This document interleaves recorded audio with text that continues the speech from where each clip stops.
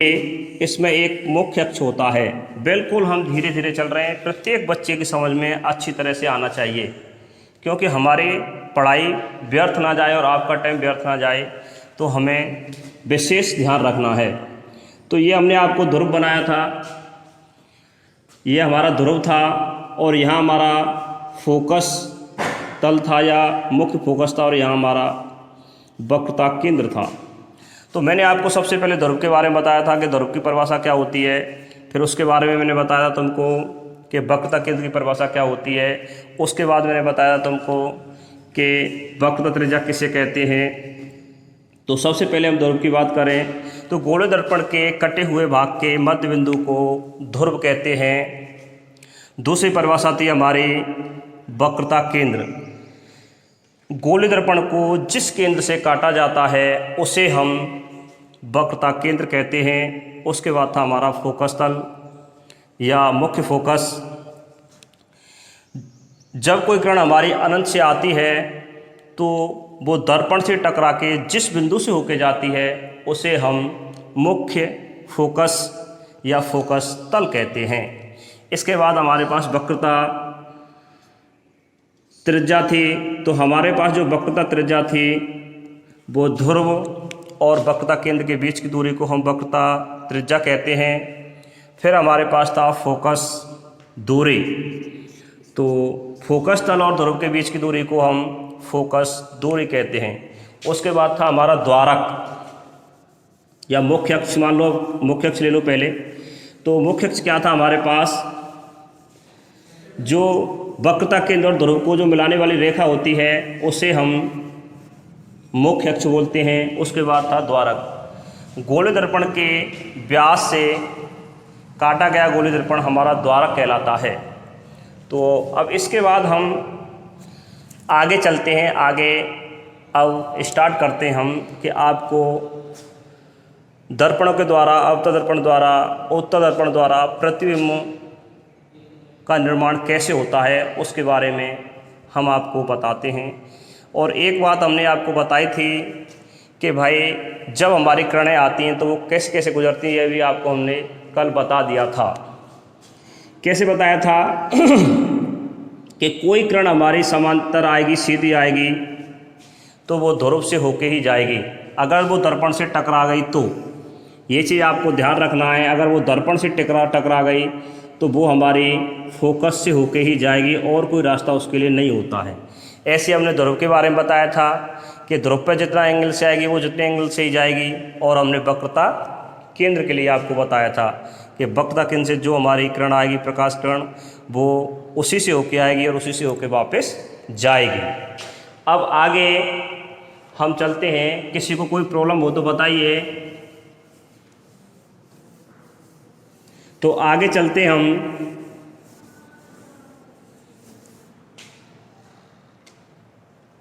गोलीय दर्पण से प्रतिबिंब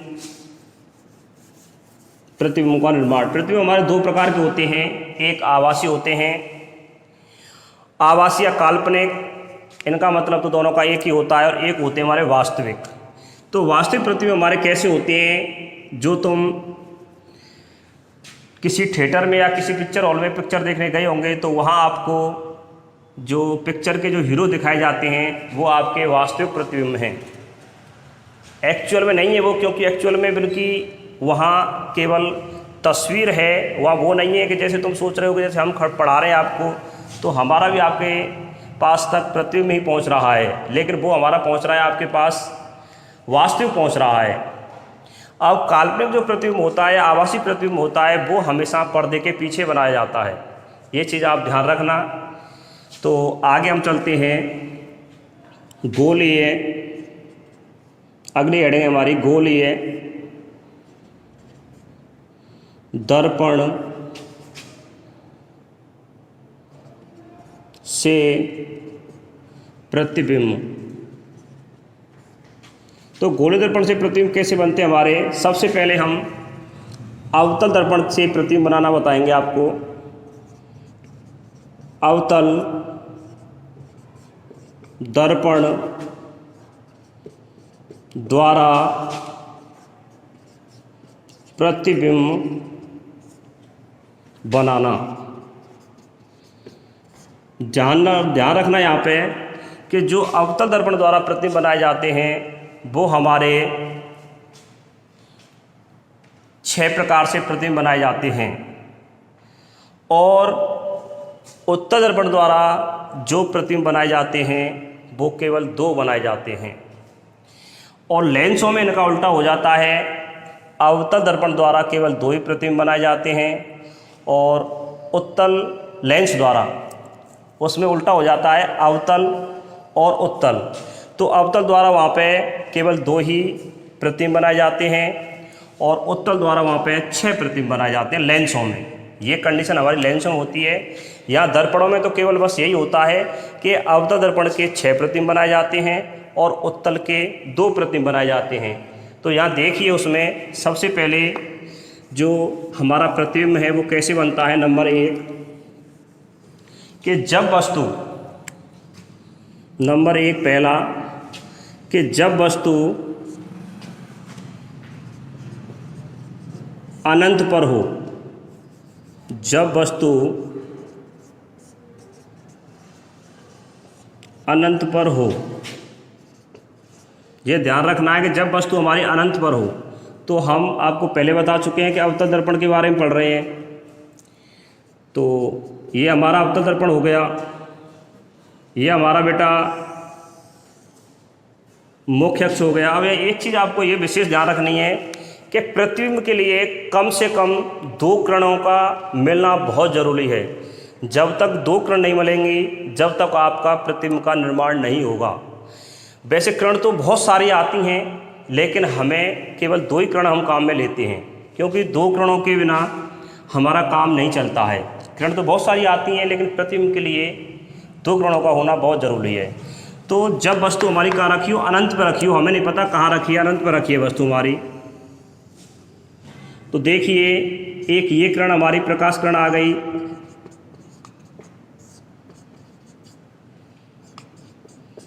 तो ये हमारा फोकस है। तो मैंने तुम्हें बताया था जो किरण हमारी, इसको इतनी बड़ी रहने दो, इतनी रहने दो, कोई दिक्कत नहीं, उससे कोई फर्क नहीं पड़ता है, बस हमें तो समझना है। और एक किरण हमारे इधर से आ रही है अनंत से, तो इस पर भी एरो लगा दूं, ये भी हमारी प्रकाश किरण है। अब ये भी हमारी फोकस से होके ही जाएगी। एरो का साइन लगाना बहुत ज़रूरी होता है। तो यहाँ जो इसका प्रतिबिंब बनेगा वो बिंदुवत बनेगा, और वास्तविक बनेगा, उल्टा बनेगा, और बहुत छोटा बनेगा, मतलब बिंदु आकार का बनेगा प्रतिबिंब हमारा। ये चीज़ आपको ध्यान रखनी है कि जब कोई वस्तु हमारे अनंत पर रखी होती है, तो उसका जब हम प्रतिबिंब बनाते हैं तो वो हमारा कैसा बनता है, बिंदुवत बनता है, बहुत छोटा बनता है। और अब हमारा कहाँ बन गया, ये फोकस पे बन गया। तुमको पता है कि हमारी जो किरण है वो फोकस से होकर जाएंगे, तो यहाँ मिल गई दोनों किरण, यह हमारे पास प्रतिबिंब बन गया। अब दूसरी कंडीशन क्या होती है हमारे, दूसरी कंडीशन हमारी बेटा ये होती है कि जब वस्तु अनंत और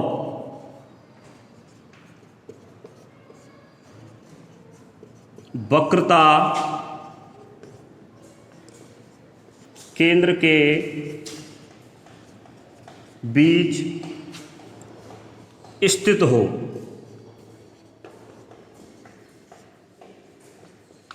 जब वस्तु हमारी वक्रता केंद्र, जब वस्तु अनंत और वक्रता केंद्र के बीच स्थित हो, तो उसके लिए क्या होता है, देखिए आप,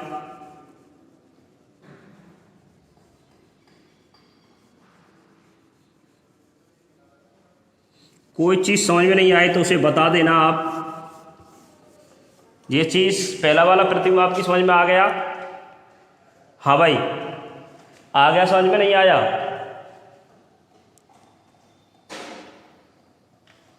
चलो ठीक है, आगे देखिए।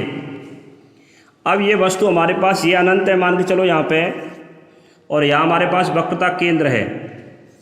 तो वस्तु हमारी बेटा यहाँ रखी है। वस्तु को हम बिंब भी कहते हैं और वस्तु भी कहते हैं, ऑब्जेक्ट भी कहते हैं। तो ये हमारे पास कोई वस्तु है। अब तुम्हें ये पता है कि इस वस्तु से ये हमारे पास फोकस है। फोकस को थोड़ा सा और इधर मान लो, क्योंकि इसकी दूरी और इसकी दूरी, दोनों की दूरी कैसी होती है? बराबर होती है। तो किरण हमारे इससे जाएगी तो वो हमारी दर्पण पर जाएगी, दर्पण से टकरा के वो कहाँ होके आएगी? फोकस से होती हुई आएगी। इस पे आप एरो का साइन लगा दें। और एक किरण हमारी, आप देखो अब दूसरी किरण को गुजारना चाहते हैं तो आप इसको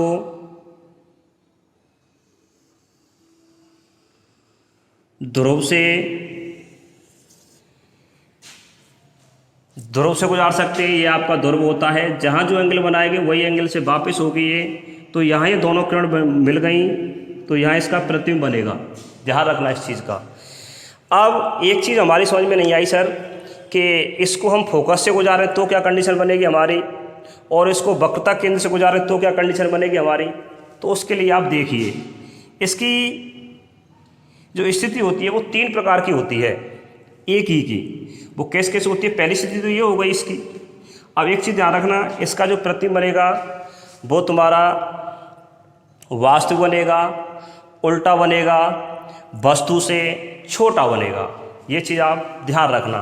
अब देखो दूसरी कंडीशन क्या होती है, इसको देखो। अब ये किरण तो एक तो तुम्हें वहीयों को गुजारनी है, क्योंकि मैंने तुम्हें बताया था 2 किरणों का मिलना बहुत ज़रूरी होता है प्रतिबिंब के लिए। जब तक 2 किरण नहीं मिलेंगी जब तक तुम्हारा प्रतिबिंब का निर्माण नहीं होगा। अब देखो, अब मैंने तुम्हें एक चीज़ और बताई थी कि कोई किरण हमारी अगर फोकस तल से आ रही है सीधी तो वो सीधी समांतर हो जाती है। तो इसको तुम ऐसे भी कर सकते हो, ये हो गई। अब ये सीधी समांतर जाएगी तो भी यही काट रही है।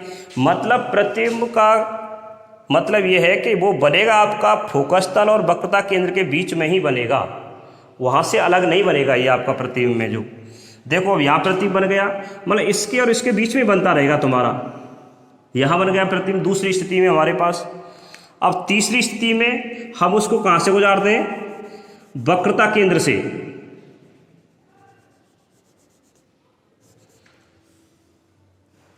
उसको बेटा हम वक्रता केंद्र से गुजार दें, लेकिन एरो का साइन लगाना बहुत जरूरी है। ये चीज़ ध्यान रखना, आप एरो का साइन नहीं लगाया तो आपका जो डायग्राम है वो गलत कहलाएगा। अब देखिए आगे, इसको बेटा आप वक्रता केंद्र से गुजार दीजिए। इसको और थोड़ा सा लेंथी बनाना पड़ेगा हमको। तो देखो यही आपकी कट रही है लाइन, तो ये आपका प्रतिबिंब हो गया। कहने का मतलब ये है कि प्रतिबिंब का निर्माण तुम तीनों किरणों के द्वारा कहीं भी कर सकते हो, आपका गलत नहीं होगा। लेकिन वस्तु हमारी कहाँ होनी चाहिए? अनंत और वक्रता केंद्र के बीच में हमारे पास वस्तु होनी चाहिए। इसके बाद ये चीज़ समझ में आ गई भाई। ये दूसरी स्थिति थी हमारी। कौन सी स्थिति थी? दूसरी स्थिति थी बेटा ये हमारी। अब आगे चलते हैं, हम आगे चले भाई। किसी को कोई परेशानी हो तो बताइए। क्या कह रहे हो, क्या भेज रहे हो? कोई परेशानी हो तो बताइए। चलो ठीक है ठीक है ठीक है ठीक है। अब देखिए तीसरा पॉइंट है हमारा। अब जब वस्तु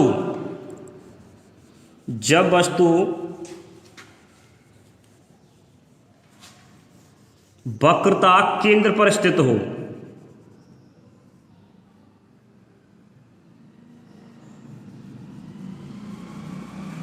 जब वस्तु वक्रता केंद्र पर स्थित हो, ध्यान रखना उसका।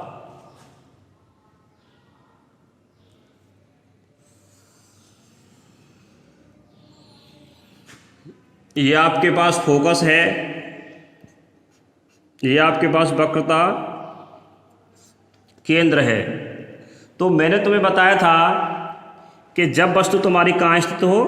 वक्रता केंद्र पर स्थित हो। ये वक्रता केंद्र में वस्तु स्थित हो गई तुम्हारी।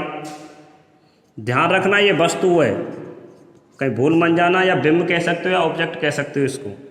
तो इससे हमारे पास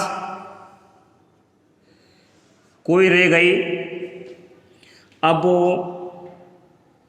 कहाँ होके आएगी, फोकस से होके आएगी, और ये हमारी जो रह गई ध्रुव पर, ये ध्रुव से होती हुई आएगी। ये थोड़ी टेढ़ी बन गई है, तो ये आपको ध्यान रखना है। तो इसका जो प्रतिबिंब बनेगा आपका वक्रता केंद्र पर ही बनेगा, ध्यान रखना, वक्रता केंद्र पर बनेगा। जितनी बड़ी वस्तु है उतना ही बड़ा आपका प्रतिबिंब बनेगा, लेकिन बनेगा कहाँ, वो वक्रता केंद्र पर ही आपका प्रतिबिंब बनेगा। ध्यान रखना, जब वस्तु हमारी वक्रता केंद्र पर स्थित हो। ये थोड़ा बहुत डिफरेंस इसलिए आ रहा है क्योंकि इनमें हमारे में थोड़ा बहुत त्रुटि हो गई है जो हमारे रे हैं। अब आगे हमारा चौथा पॉइंट है, ये जब का था, जब वस्तु वक्रता केंद्र पर स्थित हो, जब वस्तु वक्रता केंद्र पर स्थित हो। तो एक चीज़ और समझो, इसका जो प्रतिबिंब बनेगा वो उल्टा तो बनेगा ही बनेगा, वास्तविक बनेगा और वस्तु के बराबर बनेगा। किसी को कोई परेशानी भाई, किसी को कोई परेशानी?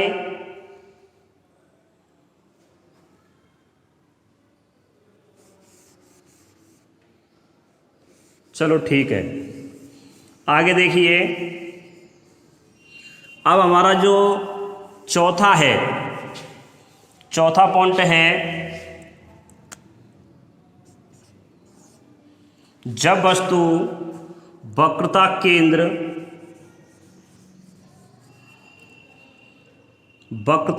और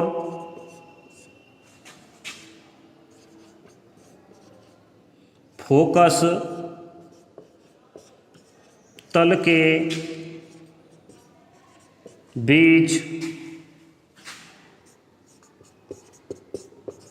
स्थित हो। वस्तु कहाँ हो हमारे, जो हमारे पास वक्रता केंद्र था और फोकस तल था, उसके बीच में वस्तु होनी चाहिए। पहले तो हमारे पास वक्रता केंद्र पर थी,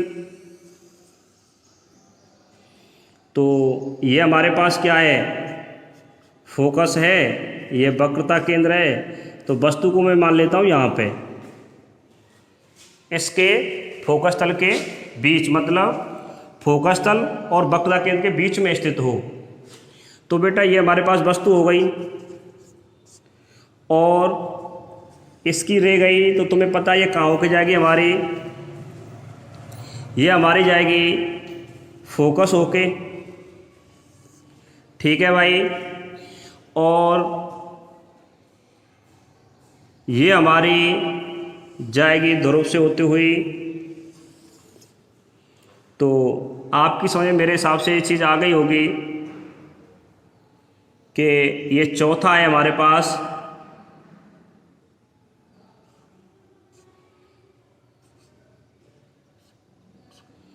इसका प्रतिबिंब बनेगा अनंत पर जाके, इसका प्रतिबिंब अनंत पर बनेगा। ये आपको ध्यान रखना है क्योंकि ये हमारे पास जो एंगल बनाएगी उसी से वापस हो जाएगी, और ये हमारी सीधी जा रही है इस स्ट्रेट लाइन में जा रही है ऐसे करके, तो शायद हो सकता है अनंत पर ये मिल जाए, ठीक है भाई। इस कंडीशन में होती हुई जा रही है तो ये हो सकता है शायद सीधी हमारी अनंत पर मिल जाए ये। तो इसका जो प्रतिबिंब बनेगा आभासी बनेगा, वास्तविक बनेगा, उल्टा बनेगा, वस्तु से बहुत बड़ा बनेगा, ठीक है। आगे हमारी जब वस्तु कहाँ हो, फोकस पर हो। अब ये वस्तु हमारी फोकस पर हो, ध्यान दो। देखो किरण को जानने के कई तरीके होते हैं भाई हमारे।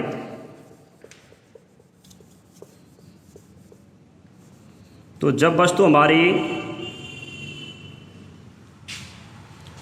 फोकस पर स्थित हो, यहाँ लिखेंगे जब वस्तु फोकस,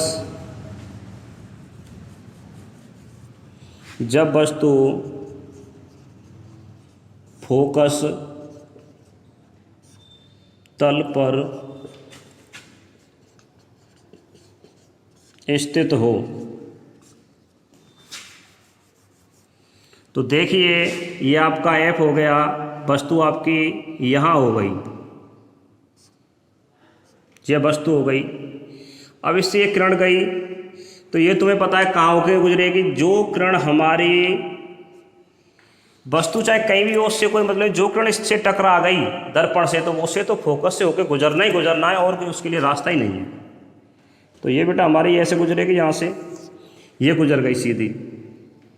थोड़ा सा इसमें ध्यान रखना, इनका डायग्राम बनाना बहुत ज़रूरी होता है और एरो का साइन लगाना बहुत ज़रूरी होता है। अब एक किरण हमारे ध्रुव से होती हुई सीधी निकल जाएगी ऐसे,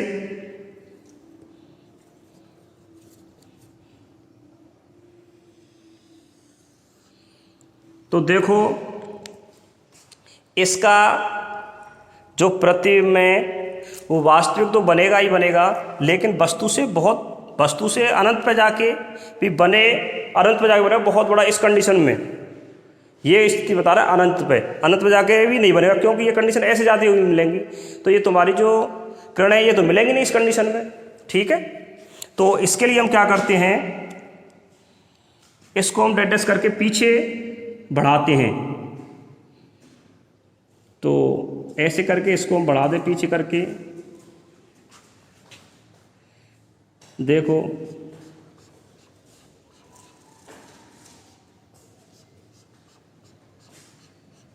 यहाँ, तो इसका जो प्रतिबिंब बनेगा वो आभासी बनेगा, सीधा बनेगा और वस्तु से बड़ा बनेगा। बेटा ये चीज़ आपको ध्यान रखना है, क्योंकि यहाँ अनंत में तो मिल नहीं रही है, जैसे अभी हमारी मिल रही थी। इससे जो हमने आपको पहले जो तीसरे नंबर का बताया था उसमें तो मिल रही थी ये, लेकिन इसमें नहीं मिल रही है। तो नहीं मिलती तो उनको डेटस करके पीछे बढ़ा देते हैं। तो ये हमारे पास आभासी होगा और वस्तु से बड़ा होगा प्रतिबिंब हमारे पास, ठीक है भाई, ये चीज़ ध्यान रखना। तो आगे ये इसमें कोई परेशानी हो तो किसी को बताइए, किसी को कोई परेशानी भाई? हाँ भाई, किसी को कोई परेशानी क्या? चलो ठीक है, आगे देखिए।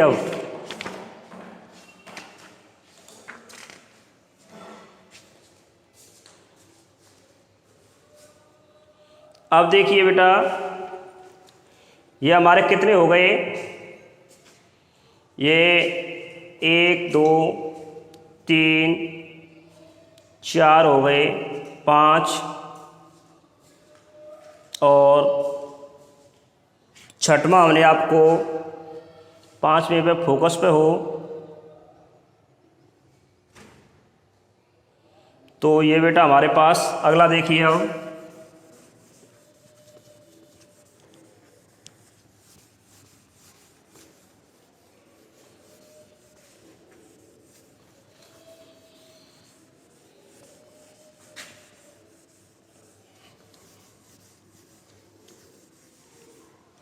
प्रतिबिंब की जो कंडीशन है हमारे पास 4 प्रकार के हो गए। एक लास्ट प्रकार और बचा है हमारे पास, इसको भी मैंने बता दिया, बीच में हो, फोकस पे हो और वक्रता केंद्र उसके बीच में हो, और तुम्हारा अनंत पर हो। सबसे पहले अनंत वाला, फिर उसके बाद वक्रता केंद्र और अनंत के बीच में वस्तु हो, फिर तुम्हारे वक्रता केंद्र पर हो 3, वक्रता केंद्र के बीच में 4, फिर आपकी फोकस पर हो 5, फिर फोकस और उसके बीच में हो 6। तो ये तो बेटा तुम्हारे कंप्लीट हो गए 6। अब देखिए उत्तल दर्पण द्वारा प्रतिबिंब का निर्माण।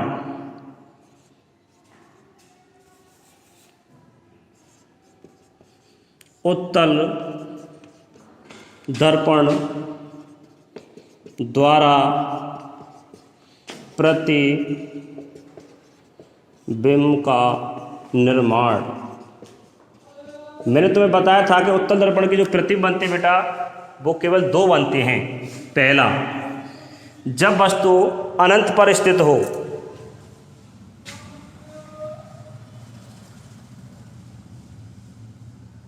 जब वस्तु अनंत पर स्थित, पहले तो आप उत्तल दर्पण बना लीजिए। ये आपका उत्तल दर्पण बन गया। इसके अंदर के भाग पर पॉलिश होती है, बाहरी भाग इसका चमकदार होता है। तो ये इसका फोकस हो गया और ये इसका वक्रता केंद्र हो गया। अब जैसे अनंत पे कोई वस्तु है तो उससे तुम्हें पता है 2 हमारी रे आएंगी, ये आ गई। अब ये अंदर तो जा नहीं सकती क्योंकि पॉलिश हो रही है, तो इनको बेटा डैश करके जाएंगे तो आपकी फोकस तल से होके तो ये ऐसे जाएगी और ये आपकी ऐसे जाएगी। तो यहाँ आपका प्रतिबिंब बनेगा। ये चीज़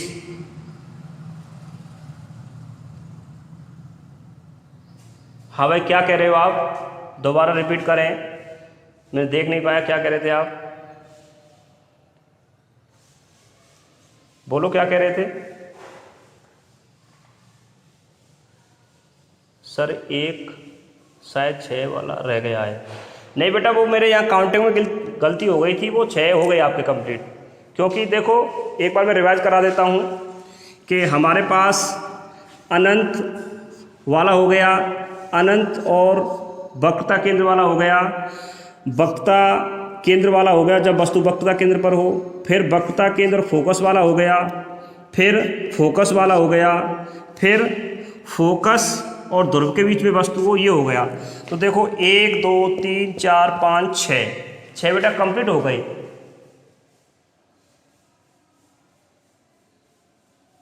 कौन सा नहीं हुआ? अच्छा 5 वाला नहीं हुआ, ये वाला। तो चलो इसको देख लो एक बार। तो ध्यान रखो इसका हमारा कैसा होगा, आभासी होगा, उत्तल का आभासी होगा और इसका बिंदुवत प्रतिबिंब बनेगा। और तुम्हारा जो वस्तु हो ये तो तुम्हें पता है आभासी होगा, आभासी होगा तो बहुत ज़्यादा छोटा होगा, बिंदुवत होगा। ठीक है, ये तुम्हारा अभी मैं बता रहा हूँ। इसको फोकस वाला अगर रह गया तो इसको मैं रिवाइज करा दूंगा। दूसरा और देख लो एक, इसको पहले ख़त्म कर लेते हैं। उत्तल का जब बन गया है तो ये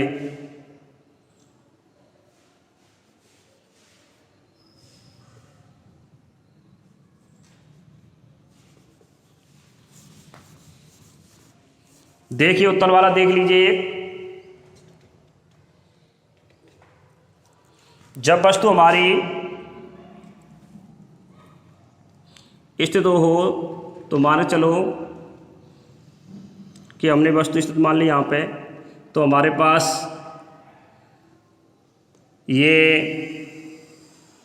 रे गई, रे हमारी कहाँ से लौट के जाएगी? ध्रुव से लौट के जाएगी, तो ये लौट के चली गई। अब हमारे पास एक रे क्या है, हमारे पास उससे पोल से लौट के जाएगी, ये हमारा पोल है बेटा। तो इसको आप डैश करके आगे बढ़ा देंगे, इसको डैश करके आप आगे बढ़ा देंगे। तो यहाँ दोनों किरण हमारी यहाँ मिल गई, तो ये हमारा प्रतिबिंब हो गया। ठीक है, ये आपको ध्यान रखना है इस चीज़ का।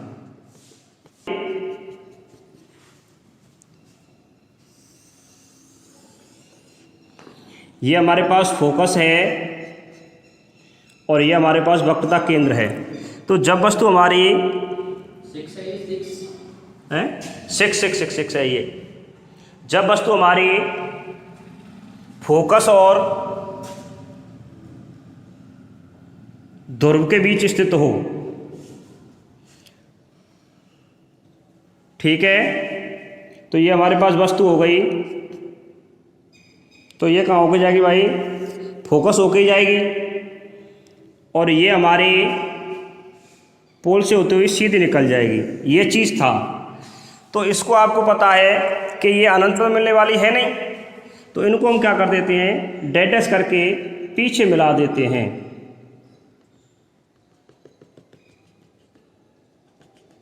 तो पीछे मिला देते हैं, तो इसका जो प्रतिबिंब बनेगा वो आपका आभासी बनेगा, वस्तु से बड़ा बनेगा, सीधा बनेगा। वो दिख रहा है ना इसमें? हाँ दिख रहा है। तो ये चीज़ आपकी समझ में आ गई होगी मेरे हिसाब से। तो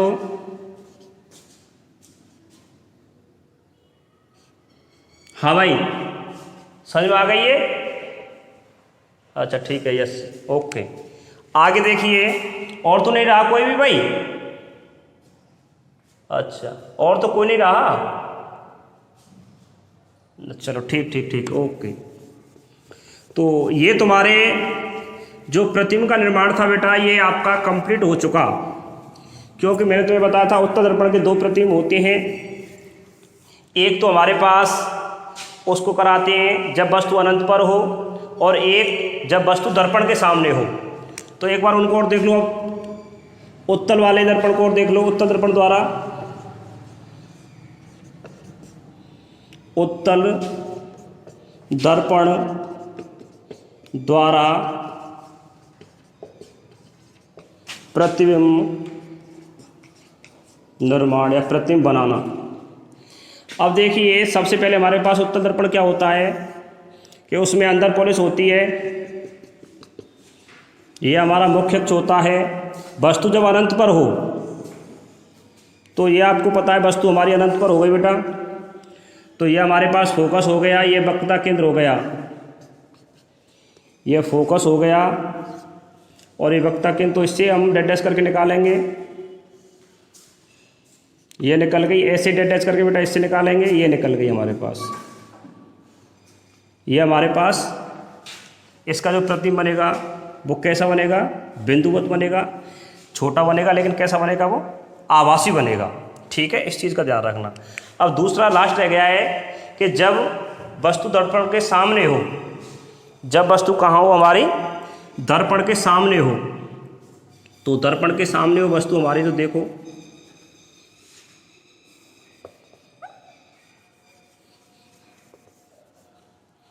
जैसे यहाँ हमने वस्तु मान ली,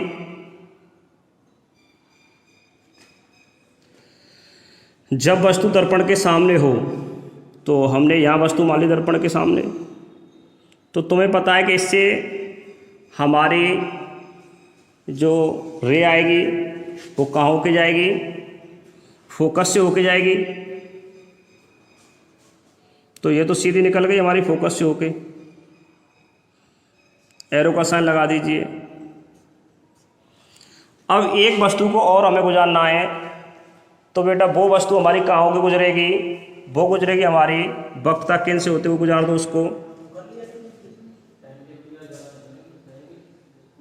वक्रता केंद्र से होते हुए गुजार दो उसको।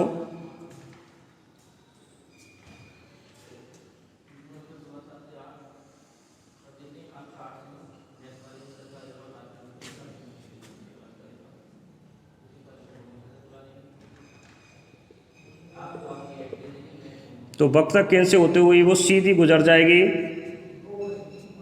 तो यहाँ हमारे पास जो वस्तु मिल गई, वो किरण मिल गई हमारे पास बेटा, यहाँ आभासी। तो हमारे पास यहाँ प्रतिबिंब बनेगा इनका।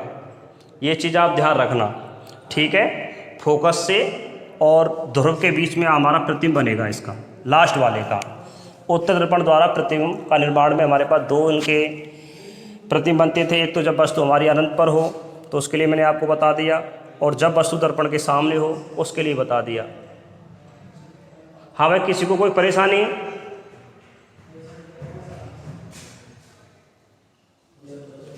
किसी को कोई परेशानी?